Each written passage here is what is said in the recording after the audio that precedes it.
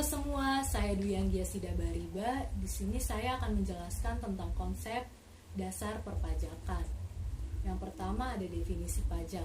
Definisi pajak adalah iuran yang wajib dibayar oleh warga negara kepada negaranya yang mempunyai sifat memaksa dan mempunyai ikatan hukum. Jadi, jika ada warga negara yang tidak membayar pajak, maka negara dapat memaksa dan memberikan sanksi. Yang kedua ada fungsi pajak. Fungsi pajak memiliki beberapa fungsi. Yang pertama ada budgeting. Budgeting adalah sebagai sumber anggaran dan dapat digunakan oleh pemerintah untuk proses pembangunan. Yang kedua ada pengaturan pajak. Pengaturan pajak digunakan oleh pemerintah untuk mengatur kegiatan ekonomi. Besar kecilnya pajak dapat digunakan sebagai tools untuk mempengaruhi kegiatan secara langsung. Yang ketiga ada stabilisasi. Stabilisasi pajak juga digunakan untuk mengatasi krisis ekonomi. Yang keempat ada redistribusi. Redistribusi kita tahu adalah pengambilan pajak yang proporsional.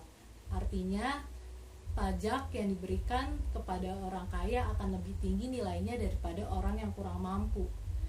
Yang ketiga ada jenis pajak. Jenis pajak memiliki beberapa kriteria. Yang pertama ada pajak menurut sifatnya. Pajak menurut sifatnya dibagi menjadi dua. Yang pertama ada pajak objektif dan pajak subjektif. Pajak objektif merupakan pajak yang dikenakan pada bendanya. Pajak ini bukan mengikat pada wajib pajak, melainkan pada benda yang wajib dibayar pajaknya. Misalnya pajak berkendaraan bermotor. Yang kedua ada pajak subjektif. Pajak subjektif merupakan pemungutan pajak yang fokus pada wajib pajak yang dikenakan kepada perorangan atau individu atau badan hukum. Contohnya pajak penghasilan.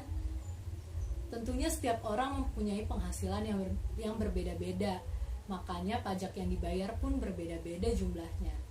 Yang kedua ada pajak menurut lembaga pemungut. Pajak menurut lembaga pemungut dibagi menjadi dua.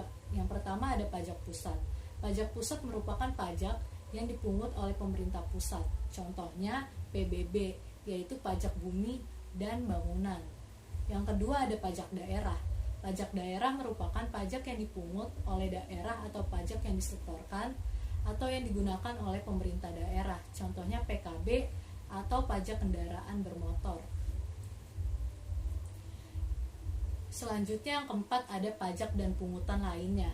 Kita tahu sumber masukan dari negara bukan hanya dari sektor pajak, melainkan ada pungutan-pungutan lainnya yang diberlakukan kepada warga yang harus dibayar oleh warga negara.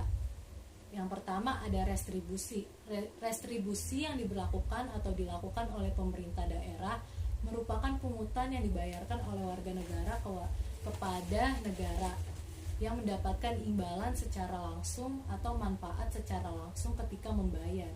Yang kedua ada bea. Bea adalah biaya pajak ekspor dan impor. Biaya ini harus dibayar oleh orang-orang yang melakukan kegiatan ekspor dan impor. Yang ketiga ada cukai. Cukai merupakan pungutan yang dikenakan pada benda tertentu atau objek tertentu dengan tujuan untuk melakukan pembatasan peredarannya. Contohnya adalah rokok. Rokok dikenakan cukai karena bertujuan untuk membatasi peredarannya. Yang keempat ada denda. Denda merupakan iuran yang wajib dibayar oleh warga negara yang melakukan pelanggaran. Contohnya tilang. Yang kelima ada bea matrai.